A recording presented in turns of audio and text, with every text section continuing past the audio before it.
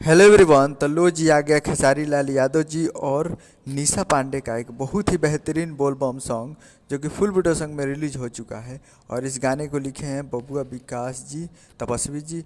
और इसमें म्यूजिक है कृष्णा बेदर्दी जी का। और इस गाने को गाए हैं खेसारी लाल यादव जी, जो कि आपको स्क्रीन के ऊपर दिखाई दे रहा है। जिस सॉन्ग का टाइटल रखा गया है एगो वरदान। और ये 10वां सॉन्ग है खेसारी लाल यादव जी का बोलबम का।